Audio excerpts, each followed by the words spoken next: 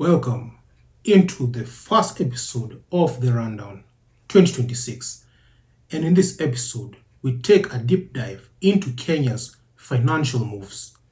We explore the recent debt restructuring and what this means for Kenya.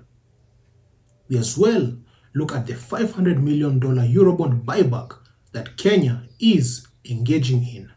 This is the Rundown. Welcome.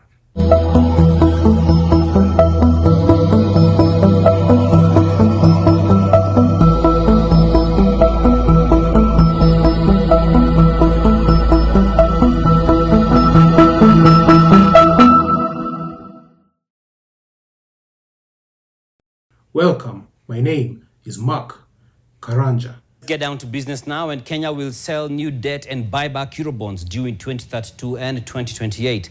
The move, the government says, is part of the proactive management of the country's external indebtedness with an aim to smooth out the maturity profile.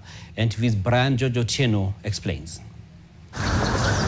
Kenya has launched a tender offer to buy back two bonds worth 64.5 billion shillings. The buyback is denominated as follows: $350 million of its 8% 2032 Eurobond at 105.5% and up to $150 million of its 7.25% 2028 Eurobond at 103.5%, funded by new dollar notes expected to be issued Wednesday.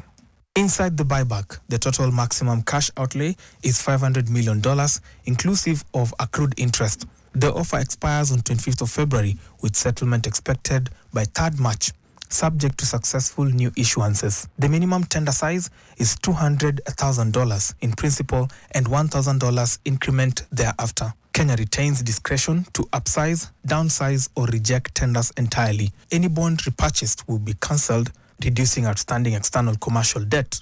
Data shows secondary yields this morning is to 6.14% on the 2028 Eurobond and 7.14% on the 2032 Eurobond, indicating improved market pricing ahead of the transaction. Government announced plans for a Eurobond in the range of $1.5 billion to $2 billion, and Treasury CS John Mbadi said earlier that current global market conditions are ideal for issuance. Let us first unpack what a Eurobond is.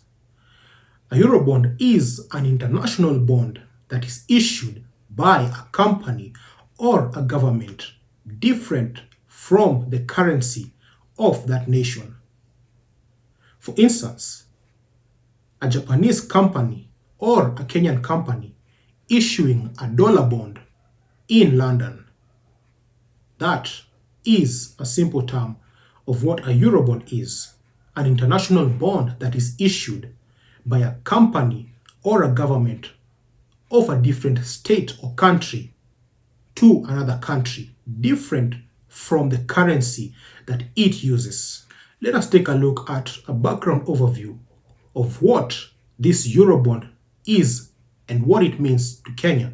Let us take some steps back and assess the Eurobond situation 3 years back, and allow me to read some facts for you.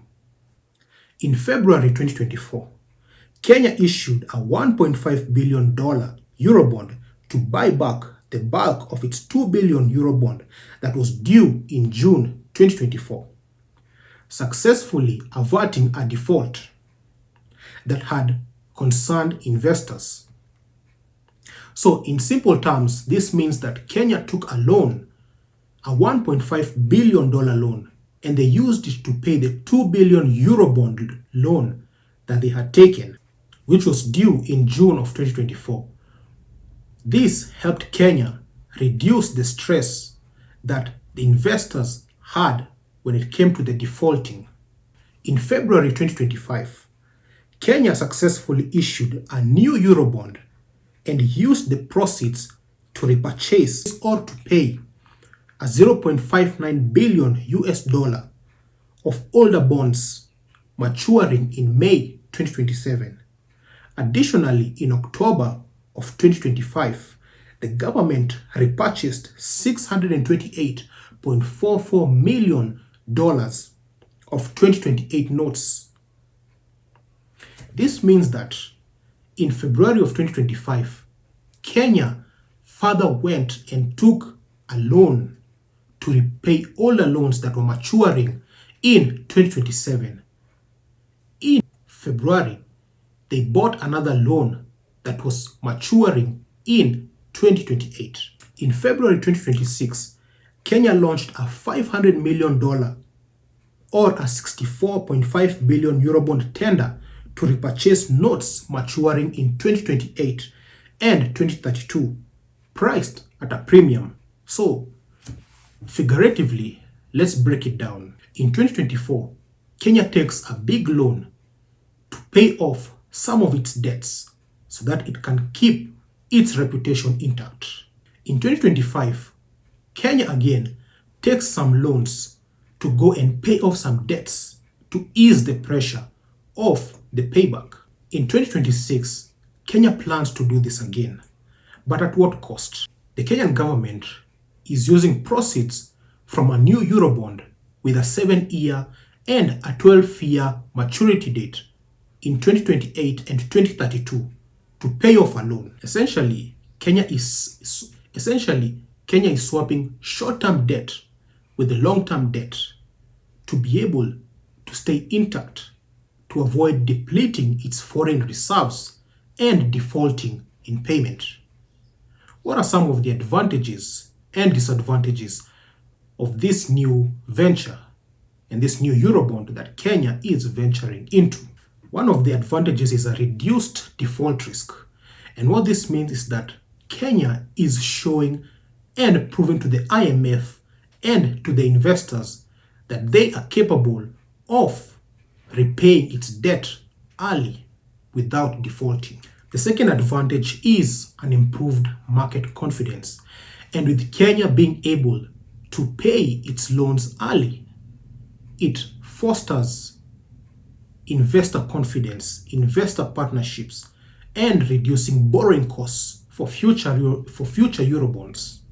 The third advantage is currency stability, and an improved Eurobond payback enhances and reinforces investor confidence in the country in whom the Eurobond is issued to, which helps, in this case Kenya, to stabilize the Kenya currency or the Kenyan shilling to the US dollar. What are some of the disadvantages? One of the disadvantages is debt reshaping, not reduction.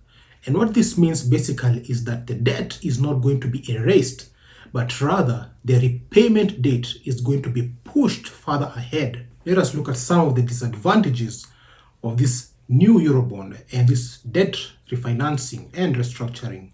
What are some of the impacts on the economy? A fresh fiscal breathing room.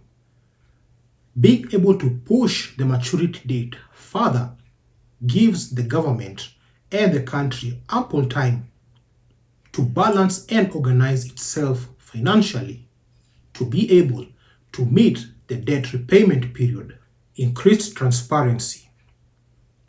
The Treasury on February 2nd, 2026 launched a fully automated external payment system that fosters transparency whenever external debt is being repaid. And the final impact is continued debt burden. 70% of Kenya's GDP represents the debt that the nation has, which continues to cripple the nation. This has been the rundown. Thank you for watching. My name is Mark Karanja.